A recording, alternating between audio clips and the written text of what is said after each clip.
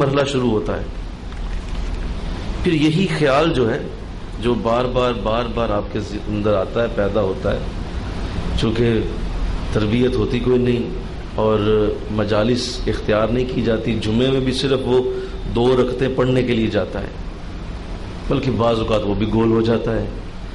اور ارد گرد سارے گندے دوست بھی ہیں جو ہر وقت اس کو وہ خیالات دے رہے ہیں، اور زمانے کی چکا چوند اشتہارات، بینرز، بہترین قسم کے بڑے بڑے بورڈز کے اوپر دنیا کی لذتوں کے اشتہار، وہ بار بار اسے مجبور کرتے ہیں، اس کے اندر خواہشات انگڑائیاں لیتی. لوگ جو ہیں وہ بہترین گاڑیوں میں پھرتے ہوئے جب اسے نظر آتے ہیں، جب اسے اعلیٰ قسم کی جو ہے وہ خوبصورت قسم کی جو کوٹھیاں اور کاریں اور بنگلے نظر آتے ہیں، تو وہ ہر طرف سے وہ ان خیالات میں گر جاتا ہے. اور یہاں سے شروع ہوتا ہے دوسرا مرحلہ.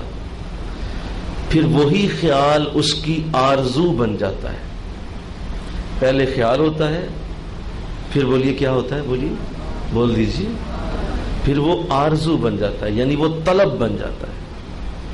پھر وہ طلب بن جاتی، پھر وہ خیال نہیں رہتا، پھر وہ طلب بن جاتی ہے کہ اب میں ضرور اسے حاصل کروں گا.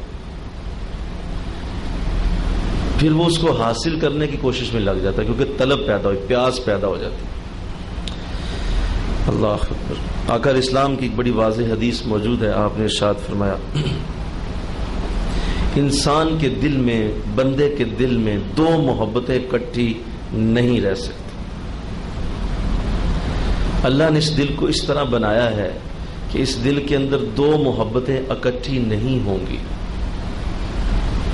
دنیا کی محبت اور اللہ کی محبت، یہ دونوں ایک جگہ، ایک برتن میں، ایک دل کے اندر نہیں ہو سکتی.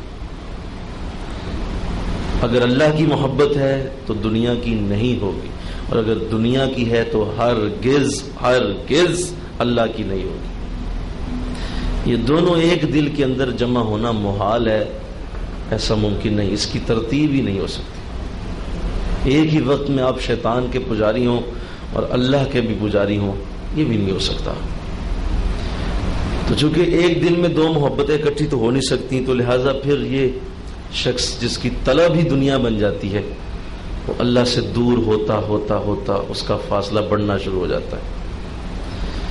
کیونکہ طلب ہے اندر، اور ہر وقت خیالات اب یہی ہیں، اب حاصل کرنا ہے ان چیزوں کو. اس کے لیے پھر وہ دیکھتا ہے کہ اب کیا کروں.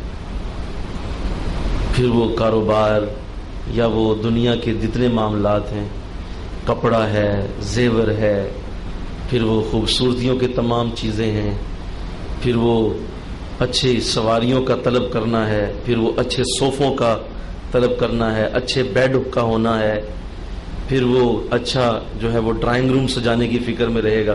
یعنی وہ ہر وقت پھر اسی سوچ میں اور اسی دھن میں رہتا ہے کہ اب یہ چیز